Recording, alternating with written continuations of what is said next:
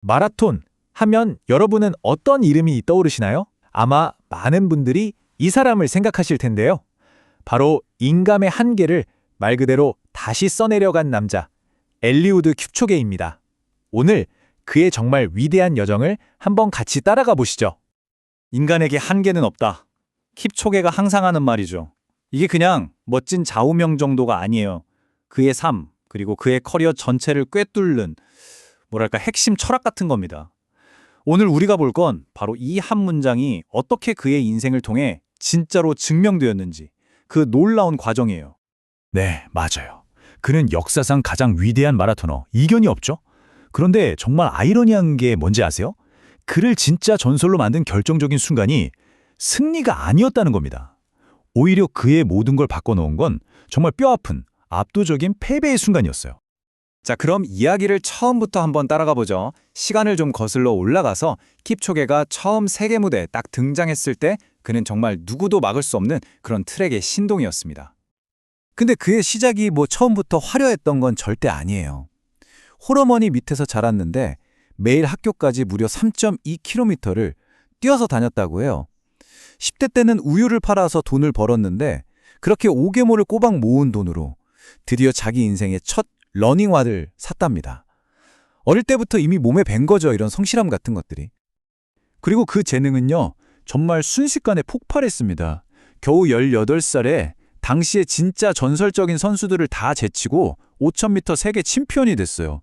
그리고 그 뒤로 아테네 올림픽, 베이징 올림픽에서 연달아 메달을 따내면서 거의 10년 가까이 트랙의 제왕으로 군림했죠. 하지만 영원한 영광은 없죠. 이제 이야기는 킵초게 커리어에서 가장 큰 위기, 어쩌면 끝이라고 생각했던 순간 바로 2012년으로 넘어갑니다. 한번 상상해 보세요. 거의 10년 동안 세계 최고 자리에 있던 챔피언인데 어느 날 갑자기 몸이 이젠 안 돼 라고 신호를 보내는 거예요. 그럼 과연 무슨 일이 일어날까요? 그 일이 실제로 일어났습니다. 2012년 런던 올림픽 대표 선발전이었어요. 킵초게가 자기 주종목인 5000m랑 1000m에서 믿기지 않게도 둘 다 7위를 한 거예요.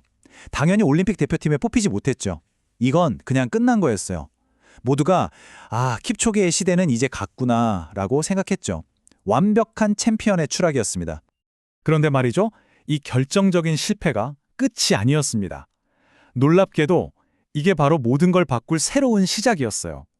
그의 인생 최대의 위기가 역설적으로 가장 위대한 기회가 된 겁니다. 말 그대로 인생의 갈림길에 선 거죠. 한쪽 길은 10년간 모든 걸 이뤘지만 이제는 한계가 보이는 트랙이라는 익숙한 길.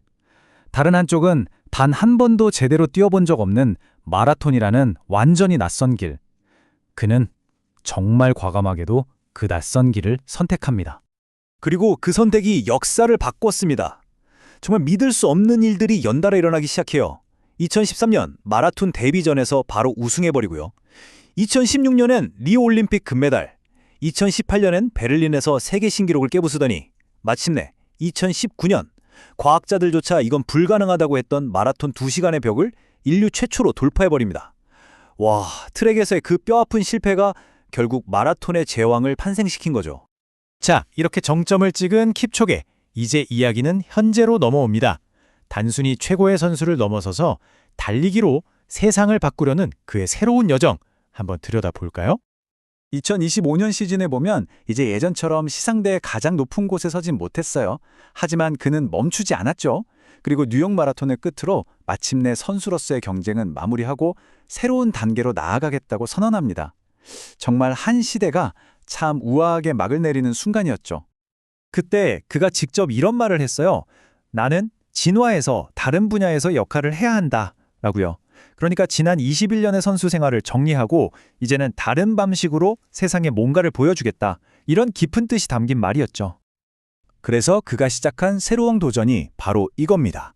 엘리우드 킵초게 월드 투어. 이게 뭐냐면요, 2년 동안 7개 대륙을 돌면서 마라톤을 완주하는 거예요.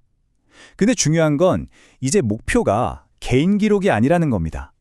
달리기를 통해서 전 세계 사람들을 하나로 묶고 또 교육이나 환경 문제를 위해서 목소리를 내는 것. 그의 목표가 이제 개인을 넘어서 전 인류를 향한 영감으로 커진 거죠. 결국 킵초게는 자신의 온 삶으로 보여준 거예요. 인간에게 한계는 없다는 그 말을요.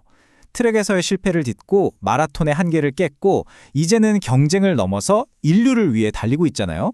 자, 그럼 마지막으로 이런 질문을 던져보고 싶네요. 마라톤의 한계를 부순 그가 이제 바로 우리 각자의 삶에 있는 어떤 새로운 한계를 넘어서라고 그렇게 영감을 주고 있는 건 아닐까요?